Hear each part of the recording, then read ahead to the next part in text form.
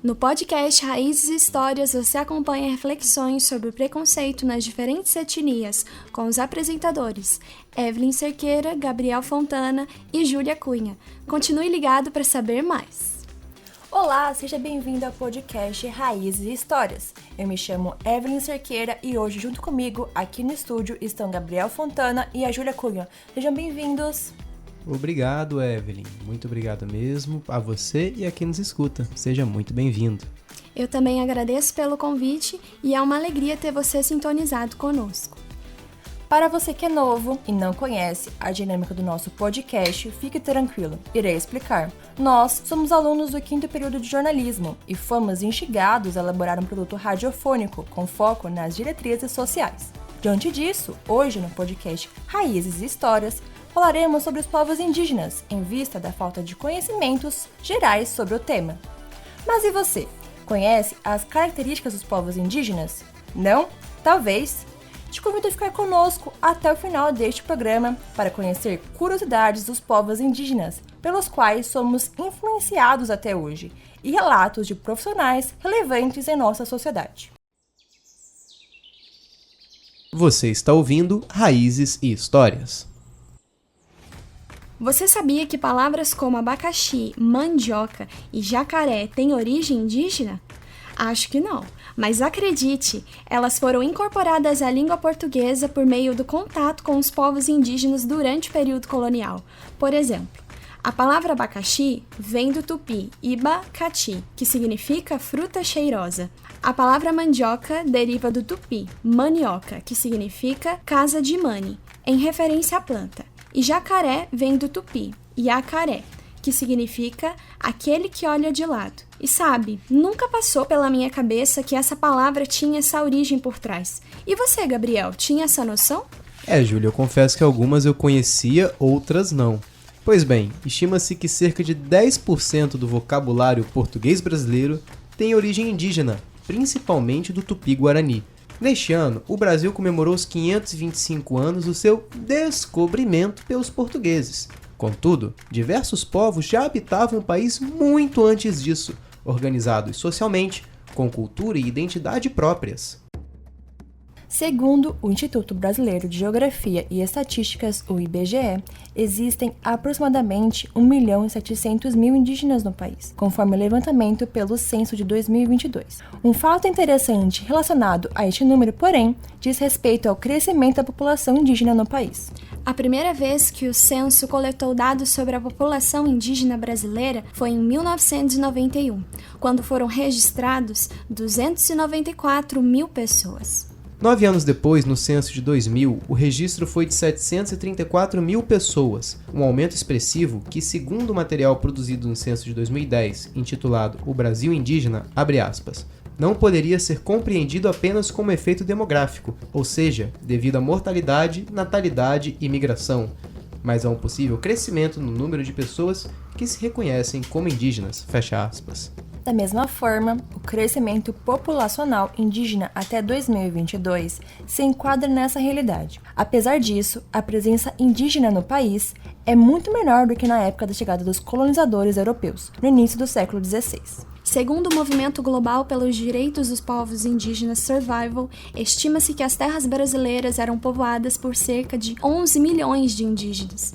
Entretanto, no primeiro século de contato com os colonizadores, 90% dos indígenas foram exterminados, principalmente por doenças trazidas pelos europeus, como a gripe, o sarampo e a varíola. O movimento registra ainda que nos séculos seguintes, milhares de indígenas morreram ou foram escravizados. A consequência destes atos foi a redução drástica da população indígena no país, que hoje corresponde a menos de 1% do povo brasileiro. Como consequência, povos inteiros foram extintos e diversas culturas indígenas também são ameaçadas de desaparecerem.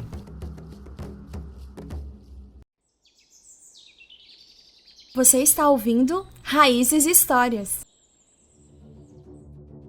A partir de todo o contexto histórico apresentado, qual o motivo de ainda termos lacunas no conhecimento dos nossos ancestrais? Apesar da tecnologia e da facilidade de acesso às informações, não são discutidas e compreendidas as culturas dos povos originários.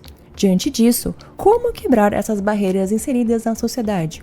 Como unir realidades diferentes apesar de serem vividas no mesmo território?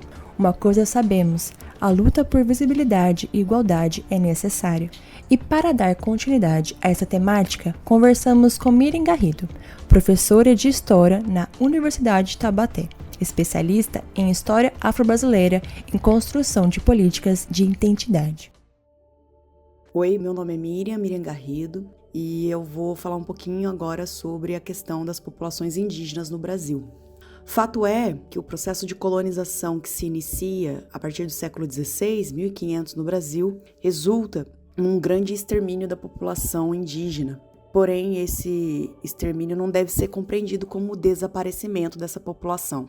Há uma redução muito significativa de pessoas. Estimativas apontam que haveria 80 milhões de indígenas, nome inclusive dado por europeus a eles, né? 80 milhões de indígenas no século XVI e 1500, e quando chega a 1600, esse 80 milhões foi reduzido a 10 milhões. Imagine que a sensação é que o mundo se desfaz, que o mundo acaba ao seu redor. A sensação é de que todo mundo está desaparecendo. Mas o que nós vemos hoje é que, apesar dessa catástrofe gigantesca, existe uma população indígena na América como um todo e no Brasil, que faz parte dessa América, né?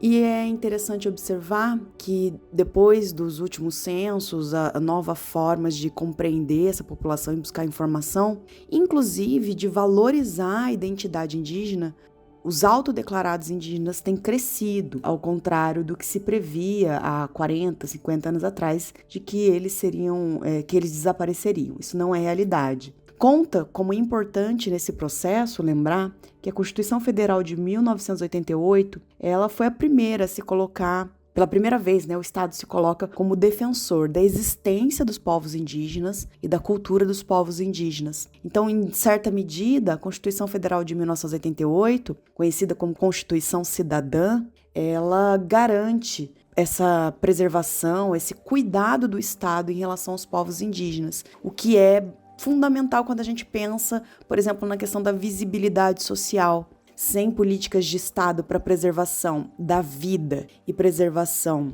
da cultura, essas populações estariam ainda mais ligadas à vulnerabilidade. Mas também é fato que nada disso veio de mãos beijadas. Isso veio pela articulação do próprio movimento indígena, nos anos 80, buscando que essa Constituição Federal os amparasse, assim como essa Constituição também vai amparar outros grupos, como a população negra, como as demandas do movimento ambientalista.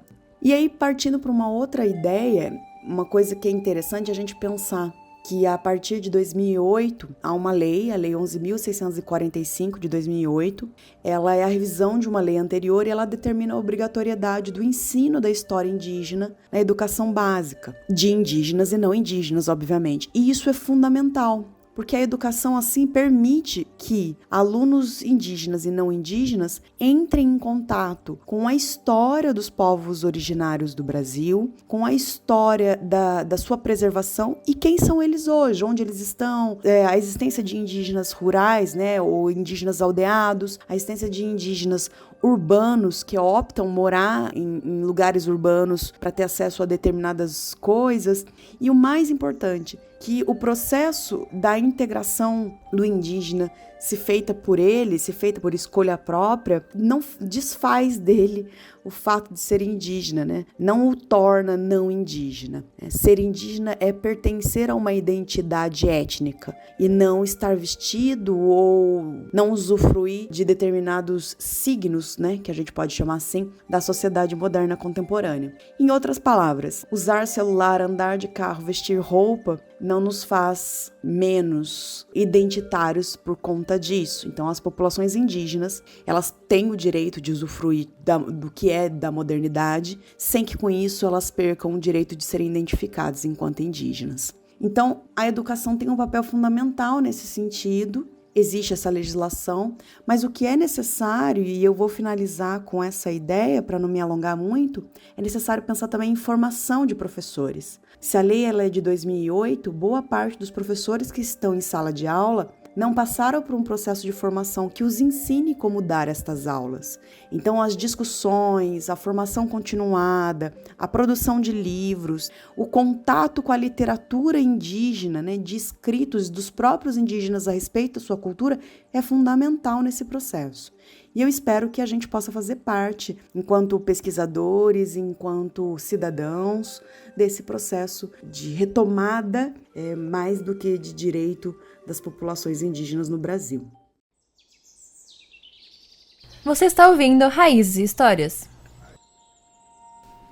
Segundo a revista História Hoje, a falta de representatividade nos materiais didáticos também contribui para a lacuna da falta de conhecimento. Estudos apontam que os livros escolares ainda apresentam desafios na abordagem das sociedades indígenas, muitas vezes perpetuando estereótipos ou omitindo a diversidade cultural. Para combater essa desinformação, no ano de 2008 foi lançada a Lei nº 11.645, que estabelece as diretrizes e bases da educação nacional, para incluir a obrigatoriedade do estudo da história e cultura afro-brasileira e indígena no currículo escolar. Essa lei tem como objetivo reconhecer a importância da história e cultura afro-brasileira e indígena para a formação da identidade nacional. Combater o racismo e o preconceito, promover o respeito à diversidade cultural e étnica, valorizar a contribuição dos povos negros e indígenas para a construção da história e da cultura brasileira. Para Gersen José dos Santos Luciano, líder indígena, educador, escritor brasileiro da etnia indígena Baniuá, abre aspas, os direitos indígenas garantidos na Constituição Federal de 1988 representam a maior conquista em toda a história desde a colonização europeia. Sem esse avanço, o desaparecimento desses povos teria se concretizado, ou ainda, estaria rondando as mentes, os imaginários e os planos oficiais e não oficiais, fecha aspas. Para nos ajudar a compreender mais sobre os povos indígenas e a importância do conhecimento aberto à sociedade, convidamos ao estúdio Daniel Munduruku. Daniel é especialista em educação e literatura, escritor indígena com 65 obras publicadas e ganhador do Prêmio Jabuti em 2017 e 2021. A maioria das suas obras são voltadas para a literatura infanto-juvenil e paradidáticas. Seja bem-vindo, Daniel. Muito obrigada por aceitar fazer parte deste programa conosco. Daniel, você é o defensor ativo dos direitos dos povos indígenas desde os anos 90. Trabalhando para promover a literatura e a conscientização sobre a importância da cultura indígena no país. Como você vê, atualmente, esse contato da sociedade com a cultura indígena e o conhecimento dos povos originários? O contato da sociedade brasileira, sociedade nacional, com os povos indígenas tem melhorado atualmente. Isso acontece porque os indígenas estão mais presentes dentro da sociedade, exatamente ocupando espaços sociais, espaços da empregabilidade, espaços culturais e espaços políticos. Isso tem feito com que a sociedade brasileira olhe para os povos indígenas de uma maneira diferenciada. Isso tem feito com que haja uma nova compreensão a respeito do papel dos povos indígenas na sociedade brasileira. Isso não significa dizer que os problemas estão sendo resolvidos. Isso quer dizer apenas que há um outro olhar que recai sobre os povos indígenas, que são mais livres do preconceito, livres do estereótipo e, portanto, há uma melhora na relação entre indígenas e sociedade brasileira. Em uma entrevista concedida à Companhia de Letras em 2022, você fala do seu livro Histórias de Índio, lançado em 1997, que te deu visibilidade em todo o Brasil. Para você, como é saber que através dos seus livros, pessoas possuem mais contato com a existência de povos indígenas? Certamente um dos motivos pelo qual houve essa aproximação é exatamente através da literatura.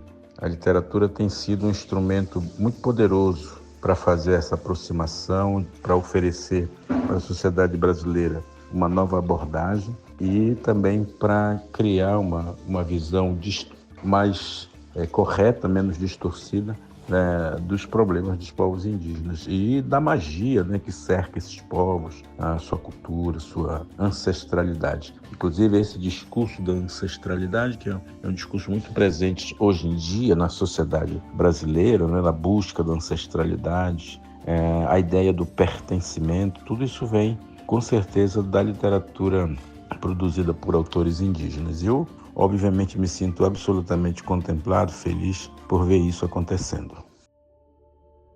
Agora, abordando um pouco mais sobre a sua experiência pessoal na busca de conscientizar o público sobre a cultura indígena no âmbito político, social e literário. Em um contexto geral, você fica satisfeito ao olhar para a sua trajetória, tudo que já fez pela sociedade e principalmente para o reconhecimento do seu povo, ou existe algum arrependimento? Eu me sinto contemplado por tudo aquilo que tem acontecido com esse reconhecimento que os povos indígenas têm recebido na sociedade. E isso passa, sem dúvida nenhuma, pelo trabalho que eu venho realizando há 30 anos. Ou seja, a gente está plantando, nós estamos colhendo hoje o que foi plantado ao longo dessa trajetória. E isso tem mudado efetivamente o olhar da sociedade brasileira sobre os povos indígenas. Repito mais uma vez que isso não significa dizer que os indígenas estão bem, estão com seus problemas resolvidos, porque não estão. Que isso passa por uma decisão política da qual os próprios povos indígenas não têm muita ingerência sobre essas decisões, né? Mas sobre a construção de políticas públicas, a influência na criação de políticas públicas certamente passa por essa nova visão que a sociedade tem dos povos indígenas e mesmo a relação, política, a relação ambiental, a relação cultural dos povos indígenas com a sociedade nacional. Quando a gente pensa sobre essa perspectiva, obviamente a gente vai compreendendo, que a sociedade vai mudando, vai se alterando lentamente, ainda que lentamente, mas alguma mudança vai acontecendo. Sem dúvida nenhuma, o que acontecia há 30 anos atrás não é a mesma coisa do que acontece hoje, do ponto de vista da participação indígena. Do ponto de vista da perseguição, do não respeito pelos vários direitos conquistados, tudo isso continua sendo parte da luta que os povos indígenas estão travando. Eu, nesse sentido, não tenho arrependimento nenhum. Acho que tudo que tem acontecido para melhorar a vida dos povos indígenas, dar melhores condições de vida para esses povos poderem manter sua cultura enquanto convivem com essa sociedade dita desenvolvida. Recentemente, na revista Educação, você escreveu um artigo titulado O Índio que Mora em Nós. Nele, você problematiza o termo índio, que negligencia a identidade dos povos indígenas segundo o pensamento estereotipado dos colonizadores. Diante disso, o que pode ser feito para quebrar esse paradigma que ofende e anula a cultura indígena? Como cantaria Lulu Santos, ainda vai levar um tempo para curar tudo o que feriu por dentro. Natural que seja assim, tanto para você quanto para mim, porque é assim que caminha a humanidade, Na verdade, não tem muito o que a gente fazer, a não ser continuar fazendo. Oferecendo literatura de qualidade, oferecendo espetáculos de qualidade, oferecendo cantos e rezas de verdade, de qualidade, para todo mundo ouvir, para as pessoas não esquecerem que nós estamos aqui, que nós não somos sujeitos do passado, que nós somos contemporâneos das pessoas e que, portanto, a gente vive os mesmos problemas que todo mundo vive. E se está ruim viver na cidade, para muita gente, por conta, por exemplo, da crise climática, está muito ruim para os indígenas também, porque isso afeta a gente lá na ponta. De modo que se a gente continuar fazendo esse trabalho que nós estamos fazendo, que é um trabalho de formiguinha, mas é um trabalho coletivo, porque em pouco mais de 30 anos, os indígenas conseguiram fazer com que a sociedade não só preste atenção nas propostas que essas sociedades têm, mas conseguiram dar visibilidade a muitos temas que a sociedade brasileira nunca quis abordar, como a própria crise ambiental, como as questões ligadas à preservação do meio ambiente, como as questões das sabedorias que existem na floresta. Essas coisas estavam esquecidas, porque a sociedade brasileira olhava para a floresta como objeto para ser dominado, ser conquistado, ser colonizado, E muitas vezes esqueciam que haviam pessoas que dependiam desses conhecimentos da floresta para sua sobrevivência. Isso tem mudou muito, a tal ponto que a gente vai resolver o problema? Não mudou a esse ponto ainda, mas a reflexão está posta e isso se deve aos povos indígenas. Em momentos da sua vida, já se sentiu pressionado a traduzir sua cultura para ser compreendido? Como equilibrar o ato de ensinar sem reduzir a profundidade do que é sagrado para o seu povo? Eu acredito que quando escolhi ser escritor, eu aceitei também a missão, a tarefa, a função de ser uma espécie de tradutor da cultura indígena para as crianças e jovens da sociedade nacional.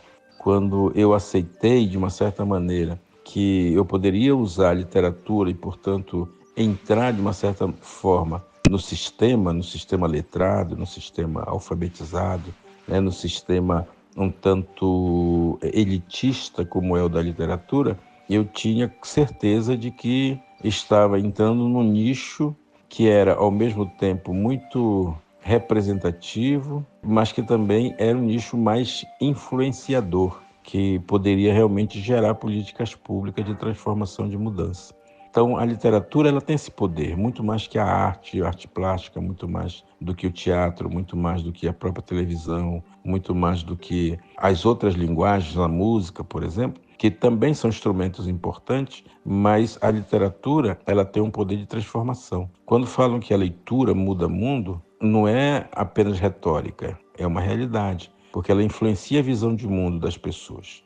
Não que as outras linguagens da arte não possam influenciar, mas as outras linguagens elas são muito mais passageiras, elas não são permanentes, porque o mercado usa esse mercado das artes de acordo com o que eles são capazes de oferecer como retorno. Enquanto na literatura ela pode se perpetuar por muito tempo, ela fica um tempo muito grande sendo usado como instrumento, né?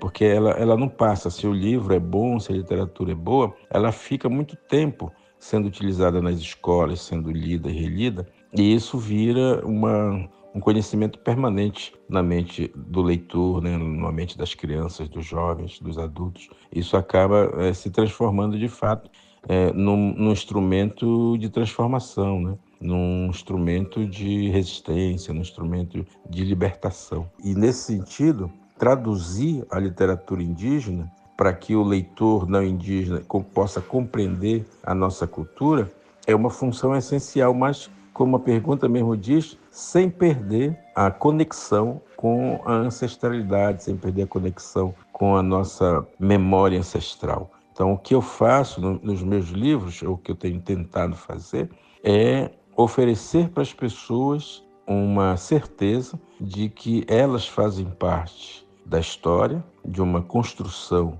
mental, de uma construção de sociedade, e que muitas vezes exclui os povos indígenas. Mas excluindo os povos indígenas, quem perdeu foi a própria sociedade. Se eu consigo dizer isso através dos livros, inclusive para criança pequena, eu vou, obviamente, estar facilitando para que as crianças entendam que essa leitura que elas fizeram pode libertar a mente delas para coisas novas. Então, a gente fala com profundidade sobre o sagrado, mas sem tornar isso uma espécie de colonização do pensamento das pessoas. A gente quer que elas sintam que vale a pena manter a sacralidade que os indígenas defendem, porque isso equilibra o mundo.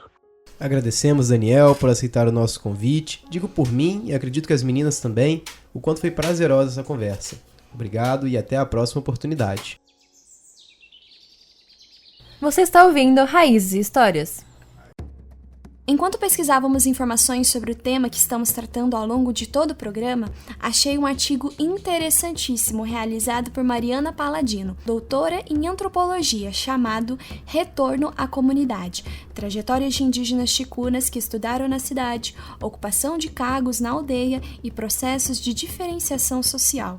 Nele, a autora analisa as trajetórias de indígenas ticuna que deixaram suas aldeias no Alto Solimões, no Amazonas, para estudar em centros urbanos e depois retornaram às suas comunidades. A investigação mostra que, ao contrário do que muitos pensam, essa migração temporária não tem como resultado a perda da identidade indígena, mas em um reforço daquilo que são suas crenças e que carregam um valor simbólico. A escolarização, em vez de romper com os vínculos comunitários, os reconfigura. Muitos retornam às aldeias para ocupar cargos formais, como professores, técnicos de saúde, administradores de organizações locais ou até mesmo vereadores, sendo reconhecidos como lideranças. Acompanhe 3 pontos de contribuição do estudo para o nosso debate.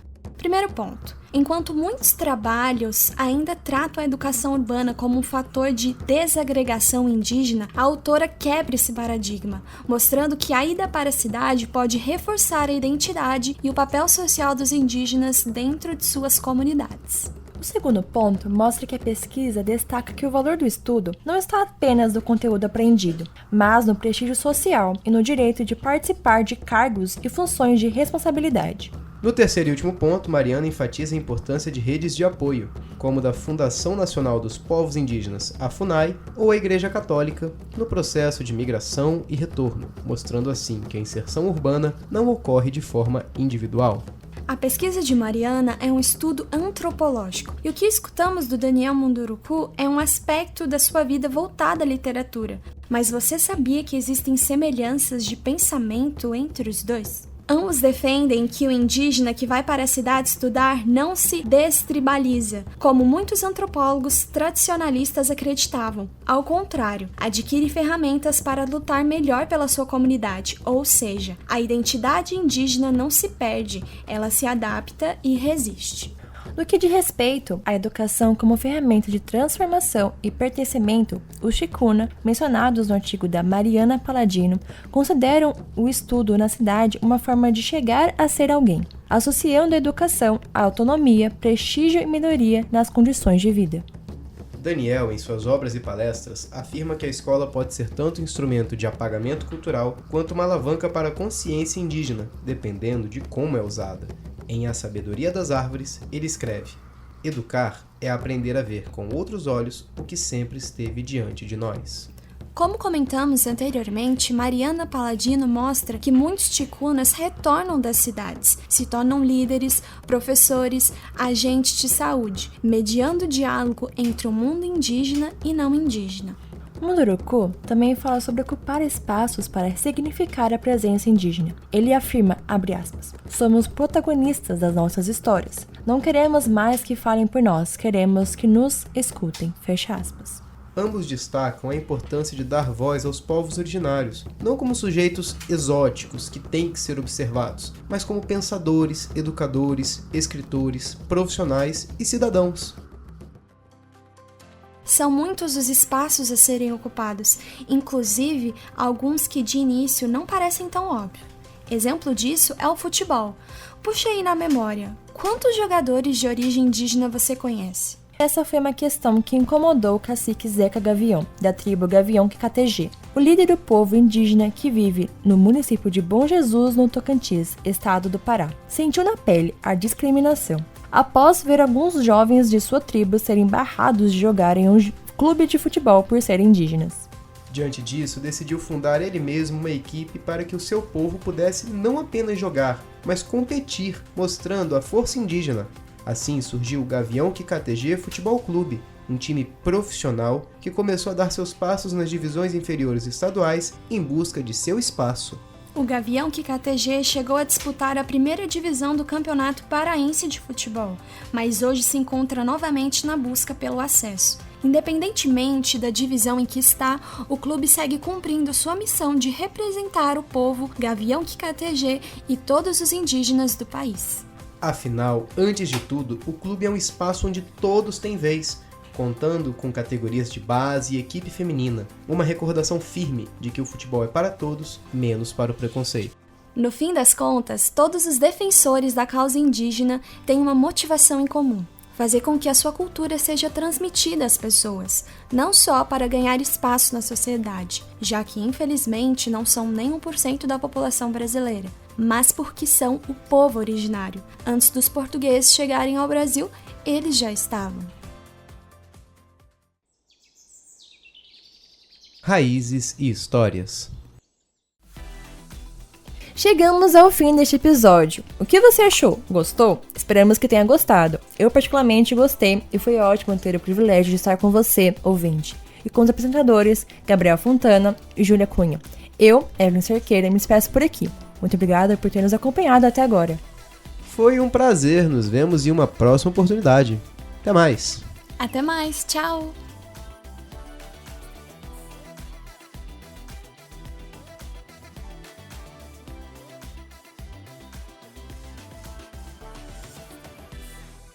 Você escutou o podcast Raízes e Histórias, produzido pelos alunos do 5º período de jornalismo da Faculdade Canção Nova.